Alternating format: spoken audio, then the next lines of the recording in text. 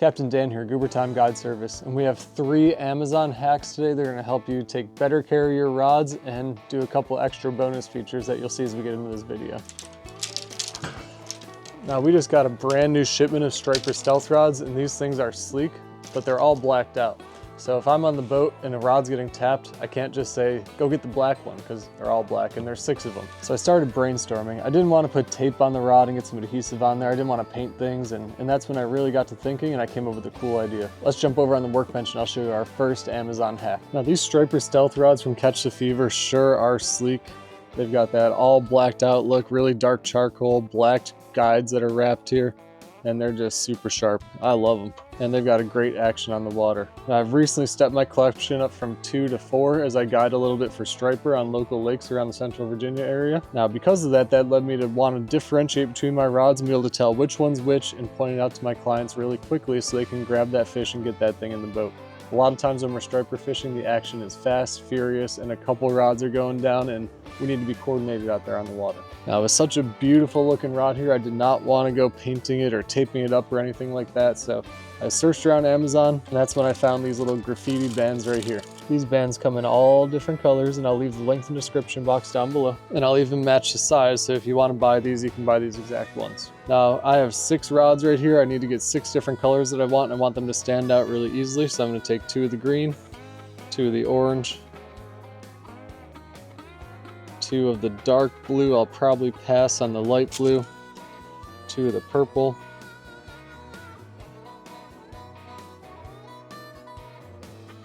we'll take the yellows and the reds. So this package does come with some other colors, which I'm not going to use, but I'll save them for another project down the road, or if I add to my collection here. All right, so what we're going to do to make these rods stand out is we're going to take these little rings right here. These are silicone. They're temperature resistant. Hot and cold aren't going to bother them, and they're UV resistant too. So they can sit out in the sun. They're not going to be an issue. I'm just going to feed it down my rod tip here and get as far down the rod shaft as I can. This is a really easy project, and it's very reversible. So if you decide you want to change things up, change the colors, change your scheme, or just take them off completely, it won't take you but a couple minutes to go through your whole set of rods. Now these are pretty durable. If you have to stretch them to get on over your eyes right there on your rods, it's not a big deal. I'm starting to get down to the thicker section of the shaft of this rod here, and it's still not a problem. I can get up and over the eyes, and I'm going to stop right there. All right, so I'm going to go ahead and throw these on my entire set of rods, and we'll go from there.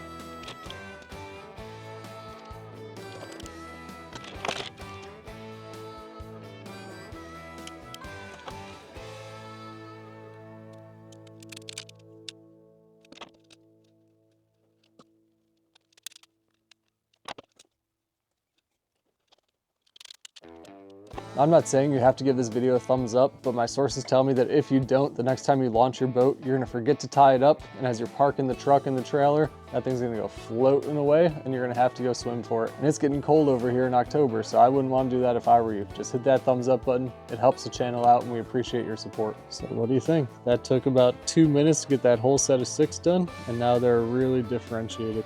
The red and the orange might be the only 2 that get confusing, but I'll just make sure they're on the opposite side of the boat. Now these things are really cheap, and I'm pretty impressed with how it turned out. Again, not changing the composition of the rods at all, just putting a tiny little thing on there, and it makes it pop a little bit. Let's go on to hack number 2, which is kind of similar, but also has a twist to it. Now that same company also makes some larger bands right here. So I'm gonna grab a green, a red, a blue, a purple, a yellow,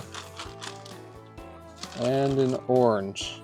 Now you might be guessing where this is heading. You can actually take these and put them on a thicker section of the rod. I'm going to double them up just so people have that much better of a chance of seeing which rod is which. So these are a little bit bigger and thicker. You can tell the difference here. They're about twice as thick, and they're a little bit more heavy duty. So these are going to slide right onto the rods real easy. And again, those last couple of eyes, you can just stretch those bands right over. Unless you're really rough on them, you're probably not going to damage them. And then this section for me is actually going to go down here past the hook keeper, right where my rods start to flare out a little bit. So in case a rod holder or something's in the way, people have 2 chances to see which rod that is. So I'm going to go ahead and set up the entire set like this.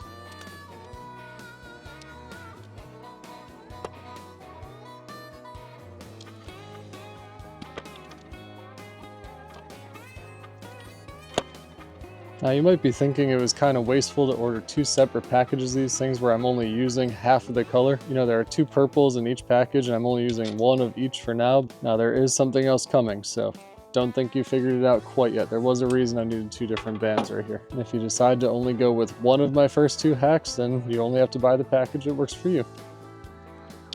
And there we go, all color coordinated. You're not gonna mess those up on the water. Now I actually ordered these first tiny little bands first, and I went with 2 reds on either end and I was perfectly satisfied with it. But then I got to looking around, they do have thicker bands like these, and it gave me an idea. Now when it comes to your reels, pen reels have a hook keeper. And of course, a lot of your rods have a hook keeper too, but I don't like to scratch my rods up when those hook tips get rolling around in there when you're running down the river or the lake. So what I do, since I'm a big Shimano fan, and these Shimano reels do not have a hook keeper on their rod lock right here, like the pen reels do, I actually put a zip tie on there, so you can probably see where this one's going. So I'm going to open this reel up, take the zip tie off, and install this one on one of my rods. And these Shimano Takotas are just one of the smoothest reels you could ever buy. I use them on all my catfish and striper rigs. If you want to buy one, I'll link it down in the description below. They're not cheap, but man, are they quality, and they are smooth. So for a little bit more polished of a look, I'm going to get rid of the zip tie and take one of these thicker bands I can hold up to a circle hook bouncing around in there and install that underneath my reel seat cap here. So now when you're packing your rods up for the day or running from spot to spot, you can hook your circle hook behind that silicone band and reel it up, and your rod's going to stay protected. And those are strong enough, they should last a real long time. Now you might think this is a little bit unnecessary, but look at some of the gouges and chips in the seal coat and paint that some of these rods have taken before I started doing methods like this. And here's one where I use a zip tie with, so I'm gonna have to buy some more of these silicone bands and do this with all my catfishing rods too. So I know Catch a Fever makes some great products and they're quality and they're durable and they're gonna last a long time, but I still want to take care of them. So all my fishing buddies and clients know that we use the silicone bands down here, we don't use the hook keepers. We've got to keep these rods looking spiffy. Now you might have seen this in some of our recent rigging and tackle setup videos, but sticking with the silicone theme, I've got these right here, which you might as well throw in your Amazon cart with the other 2 items and just buy it all. There's some giant silicone beads and they come in a bunch of colors. So sticking with the theme in our video, we've got 1 of each color we have on our rods. Now, pretty much no matter what rig I'm running with or even species that I'm fishing for, I have a couple components that are mainstays on my rods. Got a sinker slide so I can switch between a couple tactics, a bead to protect my knot, and a swivel with a fast clip on it. All of these things are linked down below. You can pick them up if you want to. And in our rigging system video, which I'll link down in the description box below, along with Amazon links for all these products right here, you can check out exactly how all these things work. So this is my red rod. I'm gonna put my big squishy silicone bead on here. I'm gonna feed on my sinker slide, my little orange bead right here, and I'm sure you could get these in all different colors too. Then I'm gonna tie on my swivel with my fast clip. We've got some 40-pound slime line from Catch the Fever right here. 30 pounds is really plenty for striper fishing, but I wanted to go with 40 pounds just so these reels can be interchangeable with my catfishing rigs, and if something goes down, I can swap it out real quick. Then I don't have to worry about which reels have 30-pound mono and which ones have 40, so I just go with this for all of them. Now, most people know that this little orange bead down here is to protect your knot from your big weight on here coming crashing down and weakening that, or putting a dent in it, or just beating up on that knot. So it helps protect that so you don't break off and create a weak point in your line. This one doesn't really do anything on this end of the rig.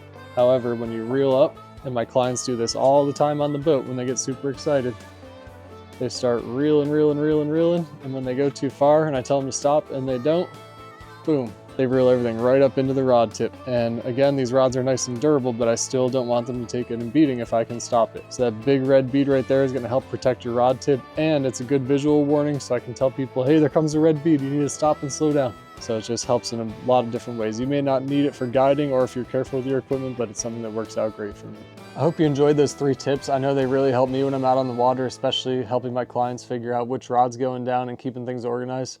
If you use any of these ideas, put a note down in the comments. Let me know how it works for you. And of course, the links are all in the description down below. Now, if you like this video, I've got a couple of videos in the description box you're probably gonna wanna check out too. So get to it. We'll see you on the next one.